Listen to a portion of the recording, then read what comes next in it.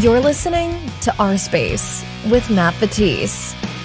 Hey, thanks for listening to another episode of OurSpace with Matt Vettese. I'm obviously Matt Vettese, and today's guest is from a 7-piece band from Tulsa, Oklahoma. That's 7-piece, correct?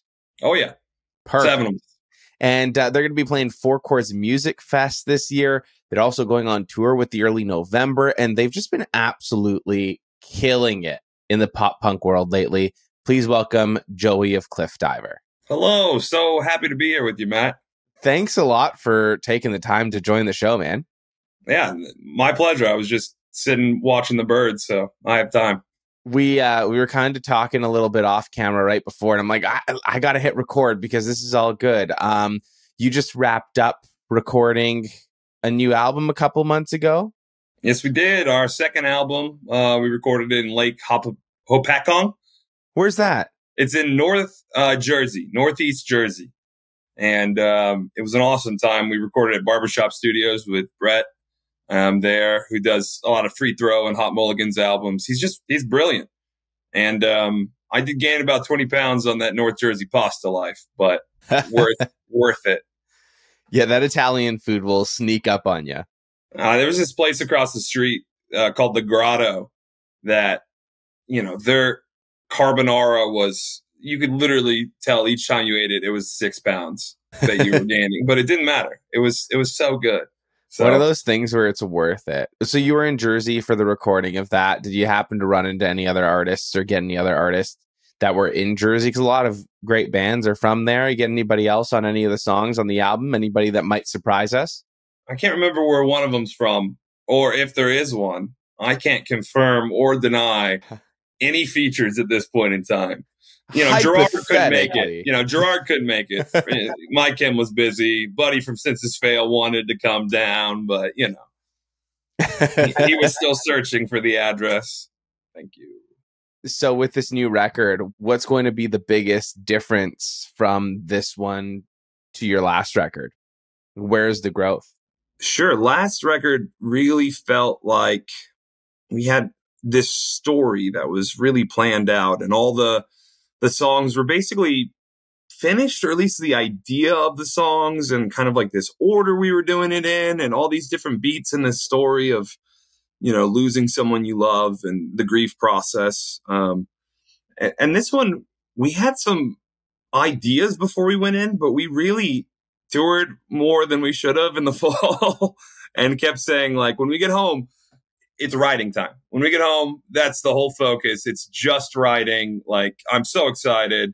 And then Christmas happened, and we hadn't been home in like 4 months. So nobody did anything for, a long time. And then we wrote furiously for like 3 weeks, and took all our best ideas to the studio and kept about half of them. And even the ones we kept, we pretty much rebuilt everything. And it was so much more of a community effort. Like, we were working 16-hour days. I mean, it was 30 straight days, no days off, 11 a.m. till 4 a.m. some nights, just really trying to craft something together. So, and each day we'd work on a different song. So sometimes we'd have all these great lyric ideas already written out, and then other times it was, what's this song even about? We changed everything. So now we're rebuilding this thing, but that was the thing I liked the most. It was just kind of like a songwriting boot camp where he would listen to demos and go, this is great. I love this. And then other times he'd be like, what are you doing? How do you think you can get away with this? How do you think that this is? And we'd be like, no, it's fine. It's fine. He's like, you are wasting your time and you were wasting everyone else's. And we'd be like, that's fair. That's fair. That's fair. So it was good to have an editor, because there are 7 of us. And so when 7 of us get rolling on something, it can become too much. And sometimes I think in the past we've struggled with that, where there's less dynamicism and there's more just like pedal to the metal at all time. Everyone's firing. We got me and Bree both belting, and the sax is screaming, and 2 guitars. And I think this one is a lot more, I don't know, I'd say intentional. So even like the sax, you're not going to hear sax all the time. Some songs don't have sax at all. And so I think it was we just wanted to write whatever we wanted to write. And I think the last album was a little bit of hey, we're going to try and get signed with this album. We're going to try and get someone to want to buy this album. We're going to try and get people to invest in this album. So here are all the things that we need to make sure we're doing for this to be a more universally accessible album for that point. And I think this one, it was like, it's our second album with Side One Dummy, and there was a lot less pressure. It was just like, okay, write songs about whatever you want to write about. And we got weird. You know? I love that. Really I love weird. hearing that you got weird. How did you get weird? Without giving away some of the cool things that I want people to discover, it's definitely, there's a lot of synth that there wasn't on the last album. I played a lot of synth, a lot of piano, a lot of keys. There's just so many layers on each song. Even the songs that sound simple, there were sometimes like 30 guitar parts that we had, you know, just going up and up, because each one captured a slightly different, you know, tone and resonance and all this kind of thing. So we tried to be really intentional about the listener's experience, like those little production notes that when you're listening to a song again for like the third time, you go, what was that? What was that? And then it's like a beautiful Easter egg. And I think we were more intentional with those, but also with some of the more non-traditional vocal parts we have, which I can't get more into at this point in time. But we're going to get a full-on brie or bleh, like a metal blech in the middle of a Cliff Diver breakdown or something. Is that how weird it's going to get, or what? Matt, have you heard the album? Going full on in, and you can send it to me. I'm not telling you that doesn't happen, because maybe there's a song about sleep paralysis where there's a hardcore breakdown. Maybe there is. We're speaking hypothetically. Yeah, hypothetically. Hypothetically, a brie bleh could happen. That's all I'll say. I think that this would be a very great addition to Cliff Diver to show some diversity. So I think if there isn't a bleh, we need to go back to the drawing board and put that in there. We do have our saxophonist. We found out on tour last year that he can scream like it's nothing to him. And that's so amazing. There are quite a few unclean vocals on the thing that I didn't have to do this time, and I will be able to do live for the years to come, which is a very nice thing that we love. I love that. The first time he screamed live, I looked at him and I was like, what the heck, dude? I've been losing my voice for weeks, and you can do that so effortlessly and better than I can. And it was really, he's like, yeah, you know, whatever. It's what I do. So there's definitely more of that. I feel like everyone shines on this one. Everyone has their moment to really have a really cool, legendary part. And I'm really excited about that, because our strength is having seven people who are so different in so many different ways, especially how we think of music. And so when all seven of us can go, that's pretty good. It's usually not terrible. So with having seven people, that is a very interesting perspective, because it is more than a usual band. So I guess I want to know, is that a challenge at times, or is that a benefit? It's definitely a catch-22. I mean, it's definitely both. Trying to get paid as a seven-piece band when you're mainly DIY opening support slots, tricky. Splitting it to another two people at the very least. Right. You know, and sleeping on people's floors is a bit different. You know, you got a 4-person band, whatever, come crash. You know, we got 8 in the touring party. You know, and we need 9 or 10 people truly for everything. But, you know, the van gets a little tight. The other side of it is, if you ever get sick of 2 of them, there's 3 other people you can go talk to. And so, you know, sometimes that'll get down into some tribalism, especially when it comes to days off. Days off can get bad, because then it's everyone trying to Machiavelli their choices without becoming an absolute nightmare. So it's a lot of fun, though. I mean, I think we spend a lot of our time laughing and being able to roll deep 7 into gas stations at 3 a.m. in Wyoming, and us just goof around. It's a lot of fun. And it's like, well, you never have personal space. You really don't ever feel alone out on the road. It kind of makes me wonder, like hearing you talk, how the guys from Slipknot did it for so long before they actually blew up. Because how many of them? Like, I think how many of them are there? I think there's 9 of them. I don't know. I always thought it was like 13 of them. It could be. Just... I cannot. I don't know. This is the second podcast I have to admit that I do not know that much about Slipknot. Iowa was a good album. I mean, the last podcast I did, it was literally I made a Slipknot joke, and they all went, "Oh, what's your favorite Slipknot album?" I'm like, Iowa, just because that was the one I knew, but it was the right answer, so I was fine. I'll admit with you, I'm not the biggest Slipknot, know-it-all or even fan, really. I like some of their songs, and that's really about the extent of my knowledge with Slipknot. I just know that they have a lot of people, and I think they had 2 or 3 drummers at one time, and at 13, that just sounded really cool. Oh, yeah. It's very cool. But, I mean, when it comes to the live show, having 7 people's awesome. Mm-hmm.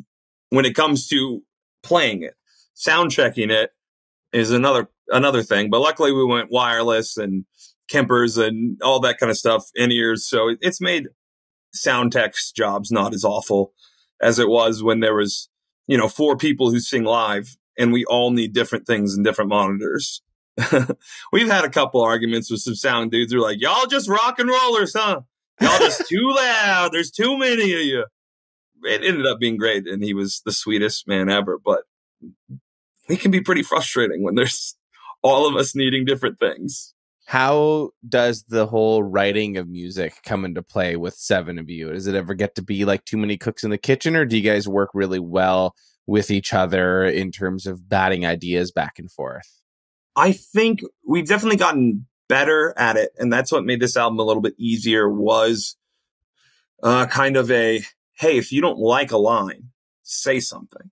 Mm-hmm. If you have a different idea, say it, and we'll at least talk about it. We'll at least have that conversation. But a lot of the times, Matt, our guitarist, writes the basis of the song. He'll write a riff or an idea. So basically, we had a bunch of demos that he'd done on his computer, and a lot of them were just him. He played the drum stuff and the bass and all that kind of stuff. And so he'll come up with the idea, the structure, and then we'll get in the studio and either all have written out some ideas or Bree will have written out some ideas for lyrics. And we kind of lay down all the music first. We get all the music down, how we want it to be. And then we have room for improvisation between the members. So Tyler is usually creating the bass part as he goes, or, on the drums. And working with Brett this time was phenomenal because he really is a genius when it comes to he can sit there for a second and go, wait. And then, you'll see him and he'll just be silent, running it through his head. And then he'll be like, no, it works. It works. This is good. Okay. Here's what we'll do on the bass. And then it'll be something insane. But that's why it was a kind of a training camp. Everyone had to level up because while Brett is a genius, his levels sometimes were beyond our original comprehension. So we'd sit there and go, listen, I get what you're saying. I get what you're doing. I don't know how to do that. I don't think I'll be able to do that, but we can try. And then, we figure it out. But a lot of times we'll just kind of have whoever kind of gets the vibe of the song first, who feels passionate about it. And there was a lot of collaboration with me and Bree on this, just hey, here's some ideas for this song, and then there were some songs where, she'd have the lead on it. It'd be her song. And I would help bounce ideas off when she was trying to craft the lines, be like, what if we tried this line? And then she'd, take the line and change a word or two and make it sound like her. And we'd go back and forth like that. So there was a lot more collaboration. There are some times where it's oh, I have a verse and here it is. It's done, or oh, I wrote this chorus because I had to write a chorus. There was some days where they'd be working on something and I'd be outside pacing going, I don't know how to write songs. I don't know how to write songs, but we don't have any words for this song. And we got to pull something. And so one of us would come back to the other one and go, I have something. It may be terrible. And the other one goes, no, I like this. Let's run with this. And so there's a lot of, it's all collaborative. I mean, there is respect between people of, if someone goes, hey, this is what I wrote and this is what I think is best, that usually people will trust that person to kind of do what they want. And but if everyone hates it, if everyone's like, no, listen, this is bad, then you have to take down the ego and not go, hey, you don't know what you're talking about. I know what I'm talking about. And you have to go, okay, if that's bad, then how can we fix it? What is it? Do you have any ideas? And then we'll sit there and we'll think, and everyone's firing off lines. Everyone's trying to, figure out the way through. Then we go, okay, that's the direction. I like that. Now let's build off that. And I think that's really a healthy thing, but it took time. I mean, it took years for us to get to that point where I think we all trusted that. And this studio is really a crucible for that, of it being hard. I mean, 30 straight days of that intensity and all of us feeling kind of, well, it was less late, intense on like how we have to market the album. It was still, there's like, hey, we can't move backwards. We can't move backwards. We can't slow down the momentum. We can't have a misstep because we're all in our 30s and we don't have the luxury of not worrying about the future. Say you're 22 and you're in a band and you're like, we'll figure this out. But it's like, oh, I'm 36 and I have a mortgage. Yeah. It's like, I got to pay the bills. And so I think there was a lot of pressure on that. And there's a lot of imposter syndrome that comes with not making an album in 3 years and then being like, can I even do this? And for me, first album since I quit drinking, almost 3 years ago. And so it was like, do I still have it? Can I still access this pain and this madness, like I used to so easily? And I found out, I'm still crazy. So it's still there. Talk to me about the sobriety. That's obviously a huge thing. I mean, congratulations. Being sober is huge. The difference between writing sober, you talked about those, I guess, like if you can do it. Is there a big difference? Do you notice that there's a big difference in writing songs sober? To be clear, it's more of a Cali sobriety situation. But I did a lot of writing in the past while drinking. Like we'd sit there and I'd have whatever the drink was and you get loose and you're trying to get your mind right and you're trying to relax and all this kind of stuff. And yeah, there's a fear that you won't be able to access that same realm in your brain. You won't be able to find those same avenues. But I mean, one of the main reasons I quit drinking was the last album was, it was the stress from like, what if this goes well? And people say, I know that guy and he sucks, from when it was really bad when I was younger. And it became this overwhelming stress in my life where, I almost blew everything on a random Saturday night and crashed my car, all this kind of stuff. And just having that moment of saying, you're going to blow this. You're going to ruin this. You're going to ruin this. In your entire life, all you've ever wanted to do is sing in a band. Like since I was 5 or 6, like this is what I've always wanted to do. And I didn't get to do it until I was 30. I didn't join the band until I was almost 31. And it was that moment of, okay, is it worth it? Is it worth it? Is this worth it? And I decided, no, I don't think I could survive, how crushing it would be if I'd blown this opportunity and this dream because I had to have an extra shot on a Tuesday or some, you know what I mean? Just something dumb. And I'm just like, man, I have gotten so lucky so many times to have not A, died, not B, crashed my car into somebody else, C, done something really dumb. And I don't have those many chances left. So why am I going to keep playing with fire? Why am I still drinking like I hate myself when I don't hate myself like I used to? I mean, I still, it's trepidatious at best, but then it was just having to choose one or the other. Like, do I want to be this guy? Do I want to be 48 and still drinking 5 nights a week? Do I want my son to grow up with a dad who's only ever half there, and I didn't want that. And so it's been almost, I'm talking about you.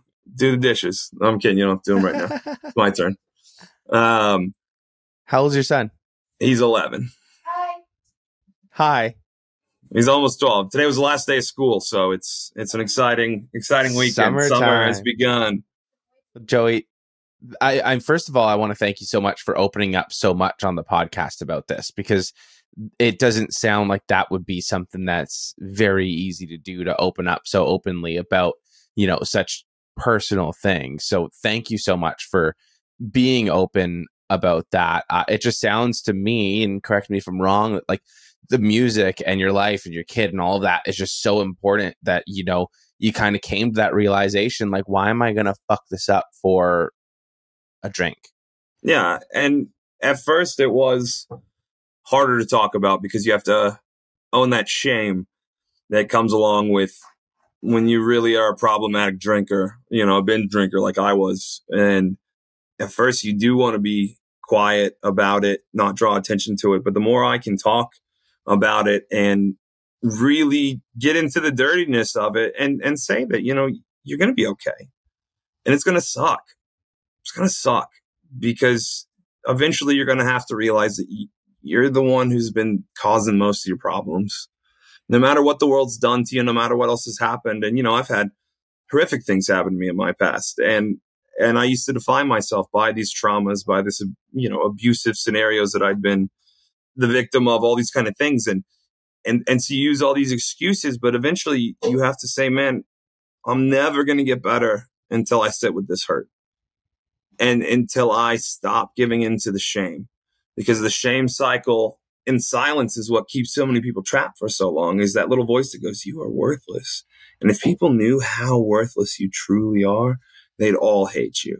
So, you don't be a burden. You're a burden. You're a burden. You're already pushing everyone to their limits with your behavior. So don't, whatever. And all that's just not true. It's how you get trapped. It's how you get trapped, and you'll get trapped for so long you don't even realize that you're not having fun anymore, and that you're chasing 3 good nights in 5 years that were actually any good, and the rest of them it's 4 a.m. at some random dude's house as you're waiting for somebody to get back with the $60 that you donated to staying up all night, and you're just like, what am I doing? Like, what am I doing with this? I'm just not happy. And it sucks at first, and then it gets hard. But then I realized something. It's like, it's going to be hard no matter what, because that's kind of how life is. And if we get trapped in this dopamine chasing cycle and never learn how to sit with that part of you that's scared and that's hurt and that's crying to be loved, then he'll never be able to get better. And it's worth it. It's so worth it. It's so worth having those awkward conversations. And now I look forward to seeing people that I was a jerk to, so I can say, hey, buddy, I'm so sorry. Like, I'm so sorry. I think that's been the best part of growing up and getting older, is not being afraid to apologize. Not being afraid to say, I messed up, man. I messed up. I was out of control. And not saying, oh, well, I had this going on and I'm bipolar and, and I was doing my best, but just being like, I messed up. I messed up and I hurt you. I messed up and I was a jerk. I messed up and I was, a bully, whatever it is. Being able to actually take responsibilities, it lets you let go. I think that's so powerful. And I mean, you've turned it around into being a fun director, a director of fun at the OK Pop Museum in Tulsa. Yeah, Tulsa. I need to know what a director of fun does. Not a lot lately, because believe it or not, the state of Oklahoma doesn't have a lot of respect for teaching people about creative arts. I know it sounds bizarre, right? That our Oklahoma would hate that. Stories of people, telling stories of liberation and all that kind of stuff. But we're building the museum right now. And so when we first started, it was, and still is, but it was a very stressful time. And so one of the main things I try to do is just keep people's spirits up and just be ridiculous. And I kind of get a little bit of that pass where they're like, oh, he's in a band. That's just who he is. It's fine. It's whatever.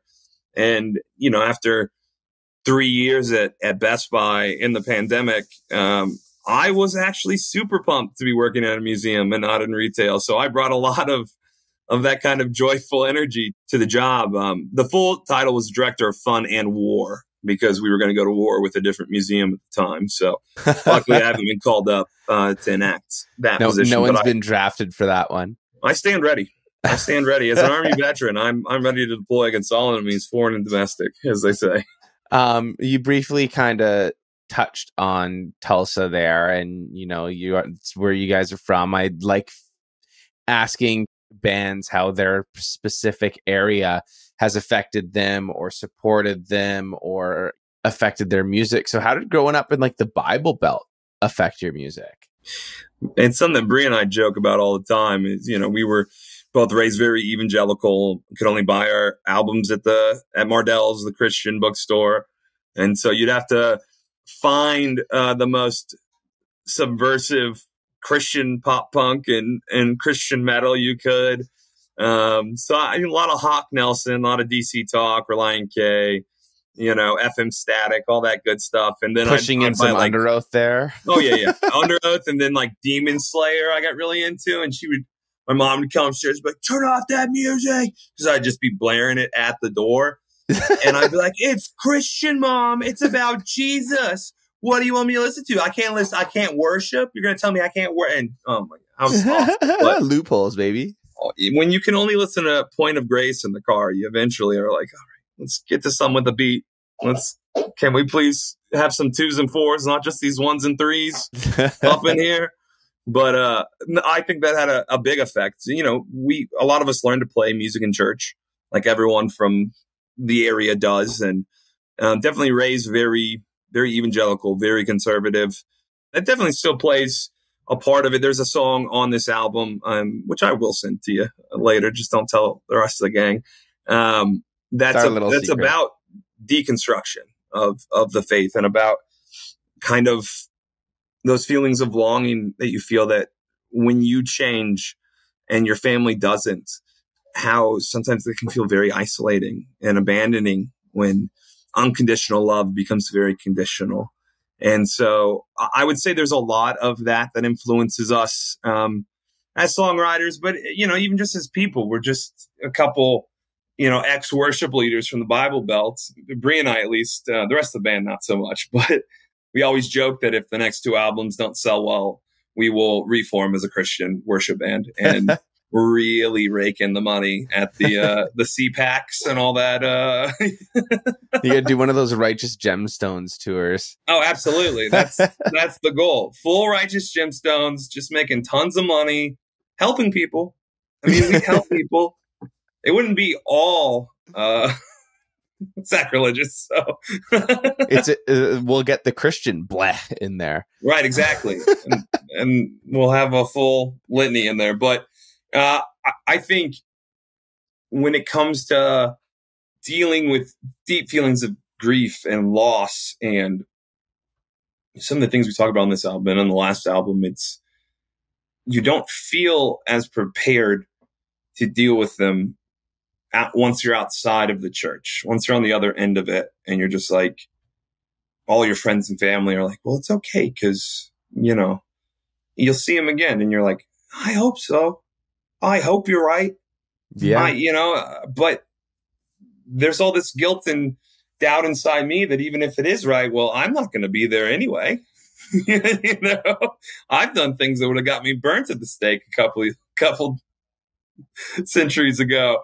But I think there is a sense of community, and we've been made fun of before that people say some of our songs sound like worship songs, and some of them do. Well, maybe there's a little bit of inspiration there. There's a little bit of it in there. I have to be told not to go full church sometimes during our shows, where I'm like, all right, everyone raise your hand, say, I know I'm good enough. Together, church. And then I'm like, all right, Matt will get so mad. He'll be like, stop. There was one time he was recording guitar, and Bree and I kept improvising little like, ooh, geez. And he got so mad. He was like, stop it. I'm serious. Y'all need to be quiet, because we couldn't stop. But that's funny. I think we try and find that community in music. And I think a lot of our fan base is in a similar situation, comes from a similar past of feeling abandoned, and looking for that community and looking for that hope. And I think that's why we talk about, sobriety and mental health and all that stuff so candidly. It's because someone has to tell somebody else that it's going to be okay. I mean, I remember the first time we played Boston, this 48-year-old huge Irish dude comes up to me and goes, "Yo, no one's ever told me that things would be okay before." And I was like, "What do you mean? Like, you're a grown man and no one's ever told you that things are going to be okay? That things could be okay? That you're loved?" And he's like, "No one." And it's like, there's so many people who during the pandemic felt that kind of fear and depression and anxiety for the first time, the cognitively less spicy. And there's so much need for that kind of kindness and that kind of hope.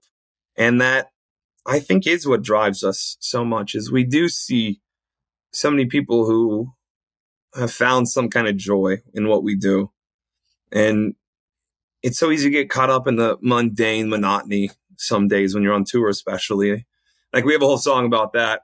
It's one of the first things we're going to release. It's all about how hard tour actually is and how people sometimes don't understand. And they're like, "Well, you're living the dream." And you're like, "Listen, I haven't slept in 3 days. I've eaten gas station hot dogs and, we've driven 7,000 miles. I am so tired."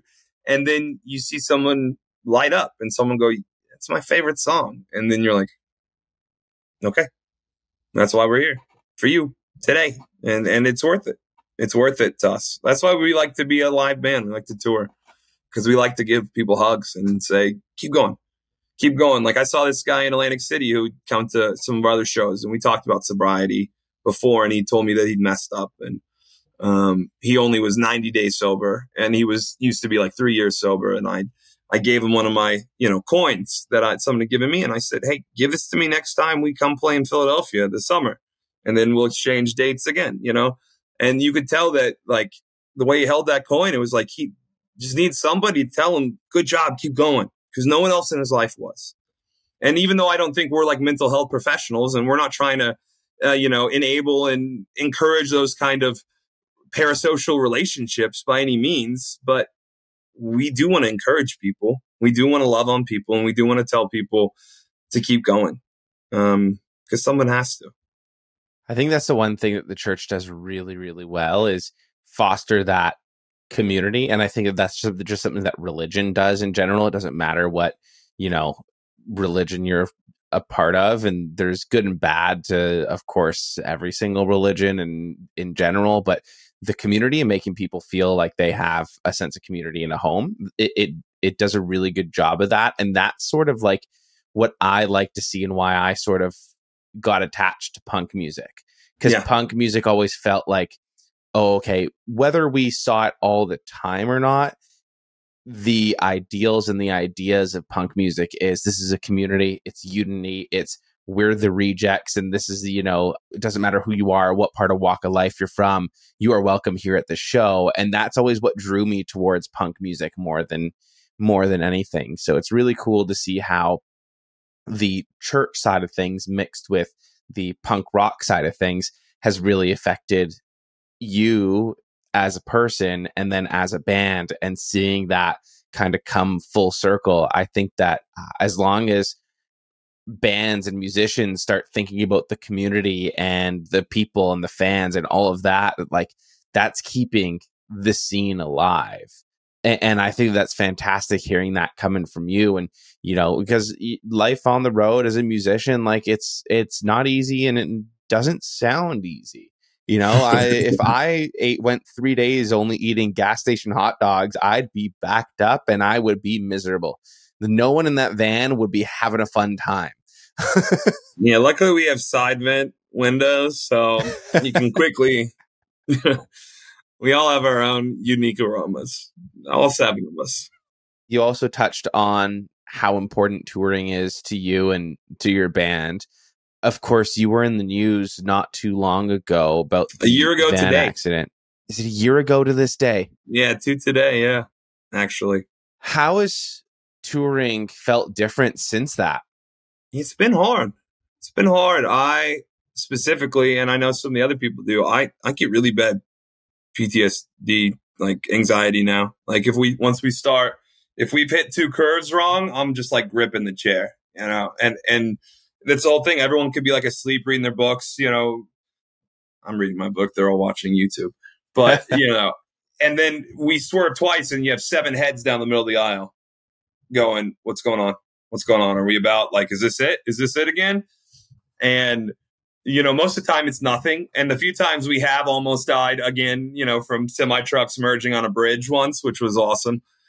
And we were just all laughing when we actually almost died. It was just like, I think you realize there's some times where things are just going to happen and it's out of your control. A lot of the stuff, luckily for us, we were able to react in the situation and not panic. And you get that clarity of purpose when your friend's hurt then, especially too. But I remember the feeling of looking out the front window. Tyler's unconscious. Matt's trying to get control of the van, and there's 10 seconds, no one's touching the wheel. And we just happen to still be going straight because we have all the weight from the trailer and stuff. And you go, this is it. This is actually it. Like, this is it. This is, you had a good run. I really wish I would have had a chance to see my kid one more time, but I think knowing that it all is so temporary and chaotic and that anything could happen at any time and you could just be taken out.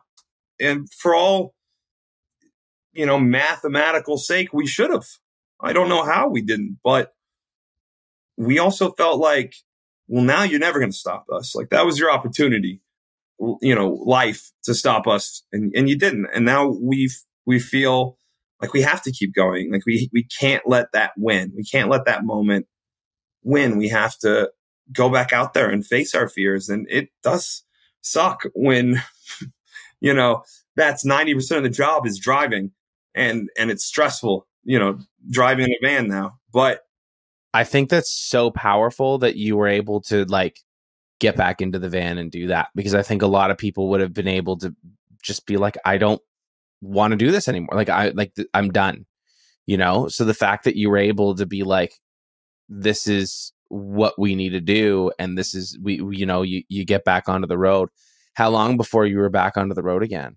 It was like a month and a half, and Tyler got right back behind the wheel.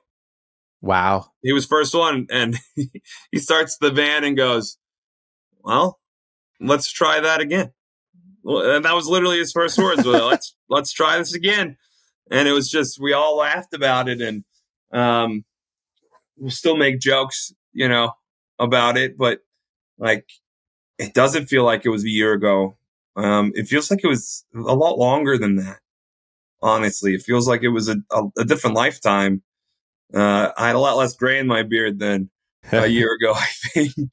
And, but it was also amazing because being from Tulsa, like the community surrounded Tyler, and, he was able to get he did a GoFundMe for his hospital bills, and they were able to cover everything.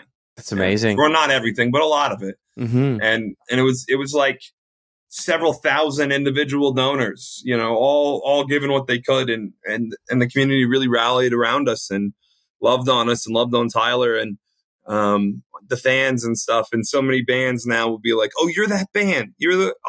I read that.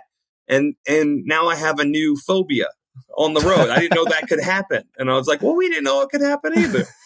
We all found out something new that day, that it just happened everything happened exactly how it was supposed to happen. It's a 1 in a trillion chance that would happen. And it's a even higher chance that he would survive and have a full recovery and be right back to rocking out. And didn't miss a single show. In a month. Incredible. In a month. Tyler's built different. He's built different. He's incredible. You guys are also gearing up for a tour this summer with the early November. Talk to me about that. How does that feel, after booking that? So when I was 15, freshman in high school, I remember we were all in my friend Connor's garage, and it was winter break, and there was always like 8 or 9 guys over there because his parents let us do whatever we wanted. There was zero supervision. He had like 90 acres behind his house, and we would just go out in the woods and burn things and act like absolute hooligans. It was amazing. So great. But we were all like really trying to get good at guitar, because that's what you do when you're 14, 15. Yeah. You got to be good at guitar. And so I remember him going, my brother showed me this new song, and he played Ever So Sweet. And every guy in that van, in that garage was like, yo, what was that? Play that again. Play that again. And then we became obsessed with Early November. And it was like everyone wanted to be Ascenders because it was the coolest name and the coolest guy. And, Sunday Drive's like, I've probably played Sunday Drive on the guitar more than any other song, like all time. And so when we got the offer, and it was something we didn't even submit for, like they reached out to us and we're like, amazing. Hey, we'd love for you guys to open this. And I was like, what are you talking about? Like, that's one of the dreams. Like, that's one of the reasons I'm into emo music. It went, there's a very specific early November dashboard confessional pipeline that I went on at the time. And so getting the opportunity to play shows with them and play like 30 shows with them and Hello Goodbye and Hit the Lights and Spit a Field and all these other guys, I'm getting to live my 15-year-old dream at 36. And it's bizarre to an extent. Someone told me at 15, hey, 20 years from now, but no time playing in between, with these guys, you will be on tour with them. You won't play music for the next 15 years, but 5 years later, you'll join a band. And, I've got to play with almost all of my favorite bands. We got the tour with Taking Back Sunday last summer, and we got to play Riot Fest with My Chem, and not with them, but yeah, with them. It was on the same day. bill. We opened for My Chemical Romance. It It counts. It definitely counts. And, a bunch of these different bands, and, 4 chords we get to play with Senses Fail and A Day to Remember. And like, I'm just going down the list, and really all I'll have left is Blink after this summer. And somehow I got to pull that one off. It'll happen. It's gotta happen. We got to make some video or something where we just beg. We're like, listen, there's 7 of us. We almost died. Please, Mark, just once to let us open one song. We just play one song and we'll get out of your hair. Everybody, quickly tag Mark Hoppus in the comments. Please, please do. No, but we're so excited. We're so excited. Early November is one of those bands that continues to get better. Their new stuff that they're releasing this spring has been sensational. So and good. It's just like Ace is such a cool guy, and he's a cool dad, and he does all these covers with his dad, with his son, and it's like, I brought my kid out to sing with me a couple times, and it's the greatest joy. So it's cool being able to do this stuff now when I can appreciate it and when I cannot ruin it. That's because amazing.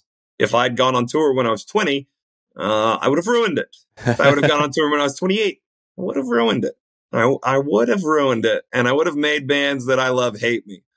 And, now being in this position to be able to just be me and not worry about some of the crap I would have when I was younger, but being able to genuinely hang out with one of my favorite bands for the whole summer is so cool. It's so cool. And we're so excited. I mean, getting to go coast to coast so many times in the last 2 years, I never got to travel much when I was younger because I was an alcoholic, and you don't have a lot of savings.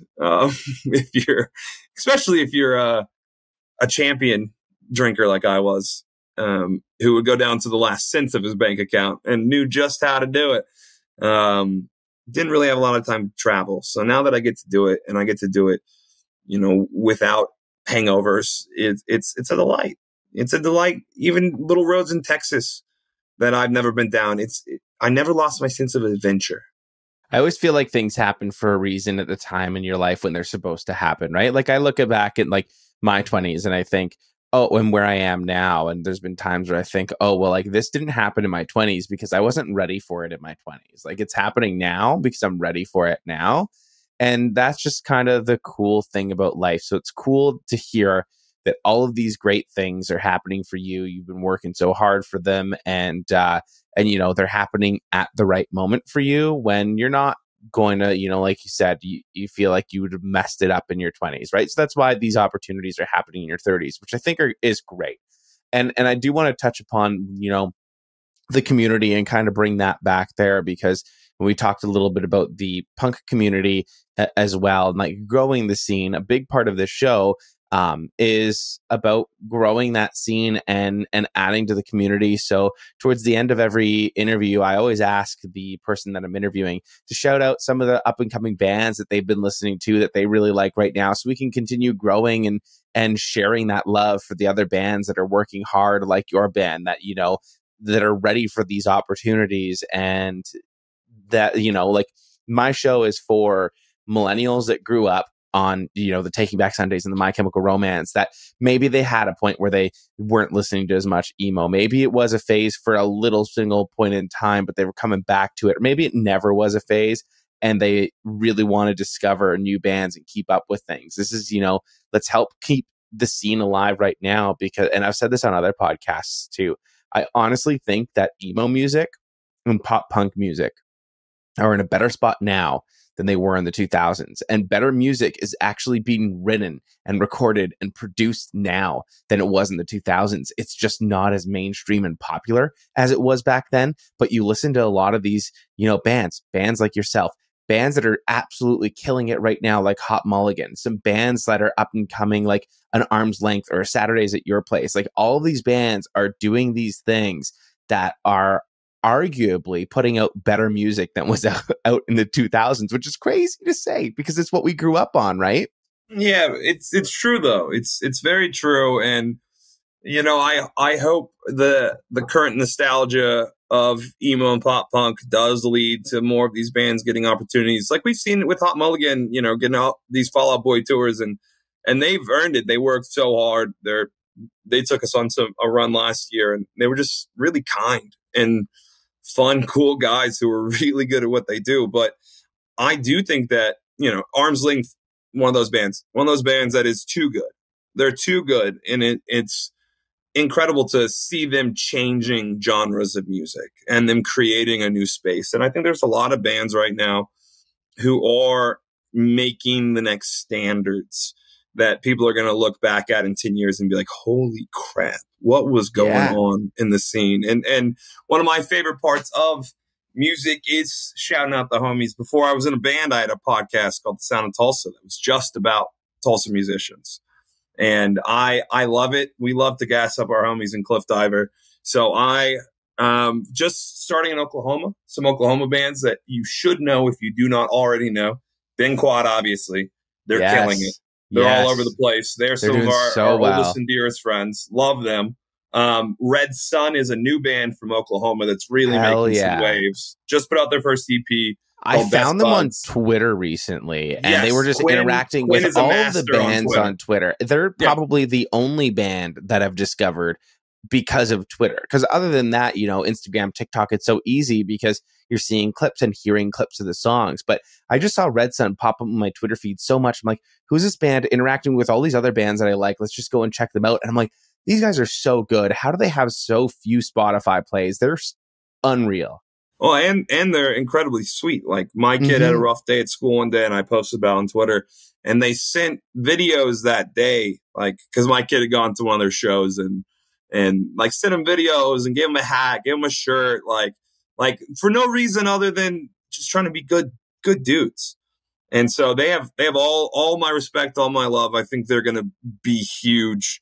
I think they'll be out there, you know, with Ben Quad crushing these huge tours. And King Pink is another great band from Oklahoma. They're more shoegazy from Oklahoma City, but really, really good. Sunfo is another band from Oklahoma City. They're more pop punk emo, but they're incredible. They're killing the game. Limp Wizards with Z's at the end. Really good weird band from OKC.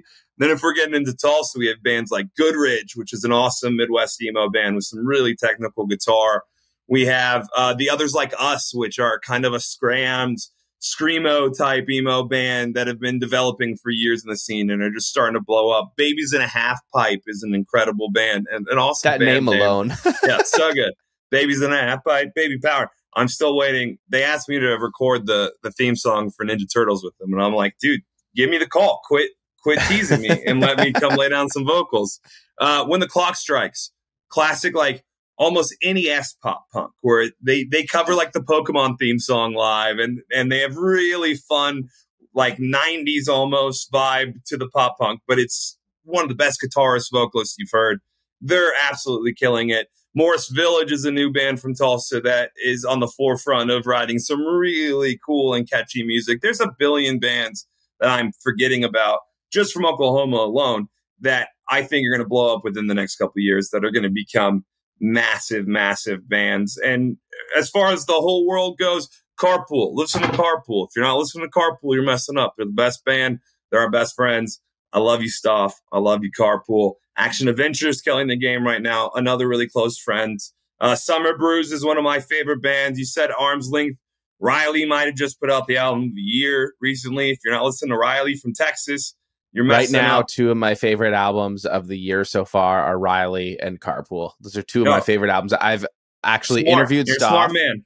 That episode with Stoff of Carpool already out. If you're listening to this episode and you're new to this podcast, go and check out that interview. Stoff is great. Now I got to listen to it to see if he shouted us out, because if he didn't, I'm gonna retake back my shout out and call him right when this is over. You better call hey cousin, what the heck? Yo, and I go, hey idiot, pick up the phone.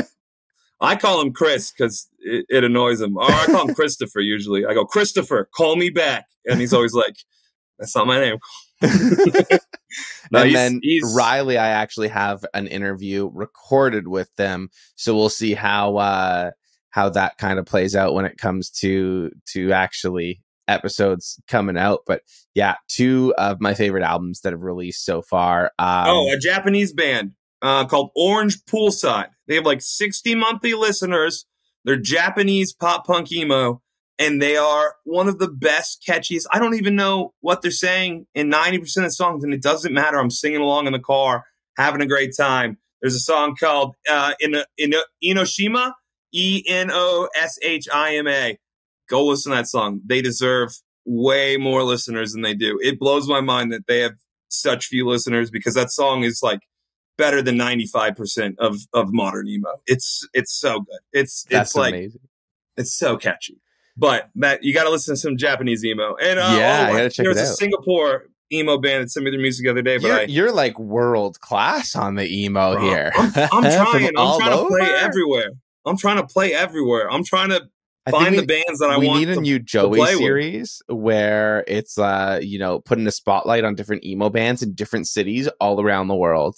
Dude, please let me know. I'm in. I'm down. I love shouting out other people, because I love getting other people to be able to live their dream, because I've gotten to do some really cool stuff, and that feeling is the best feeling. Like, I can't even imagine how cool it's going to feel standing on stage at Four Chords, knowing all the bands that are playing later in the day. Like, just having these moments of like a crowd singing back your words and all that kind of stuff. I want everyone to get that. I want everyone to feel that, because everyone who is the same kind of broken as me and that wants to pursue this insanity, this madness that is trying to make music for a living, they deserve to feel that joy, because it is such an alchemical process of giving and giving and giving of yourself and of your time and of your energy.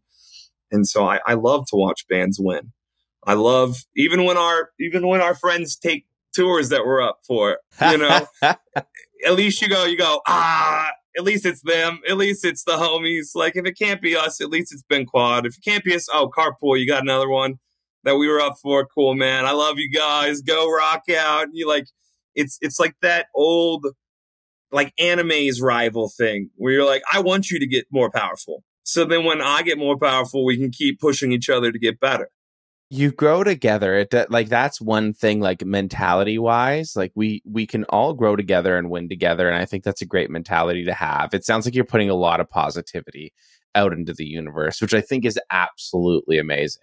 We are coming towards the end of the show here, and just want to wrap things up with anything else that you have going on, Cliff Diver has going on for this year that you want to specifically shout out or promote. So today, we just put out a double single that you can go listen to on Spotify.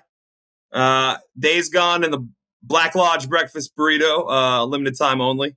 Both of those singles are available right now on Spotify, and you can watch the video for Days Gone on YouTube right now today. How exciting! That's awesome. Go listen to it. I'm going to make sure that I don't post it a week before. It has to be on the 14th now. People be so mad. I'm like, go listen right now. New music, dude. New music. And they're like, what the heck, man? That's amazing. So we're going to have a couple of new singles coming out as of today. And I would say that soon there will be many more songs. Starting up the album cycle, which is exciting. Well, we obviously talked before that the album is done. It's just a matter of getting that rolled out. So we know that that'll be coming soon. And we get the singles, which is really, really exciting. The tour, of course, we mentioned with the early November. We mentioned 4 Chords. So you have a lot going on this year. I'm really excited to hear everything that comes, Joey. And I just really want to thank you so much for taking the time to come on the show. You've been so open. You've been so honest with me. It's honestly been my pleasure chatting with you. No, I mean, I appreciate you taking the time to have me on to ramble about all sorts of stuff. And we love this kind of thing. We love talking to people, and we love kind of sharing some hope and sharing some laughs and saying to everybody who's listening and watching that, like, you're going to be okay. And even if today is not good, then tomorrow could be. So it can't rain all the time. It's what the crow said. And that bird was pretty smart. So keep your head up. Keep your head up, friend. Wise words to leave it on. Thank you for listening to OurSpace with Matt Vettese. If you enjoyed yourself, please support the show by subscribing and leaving a review.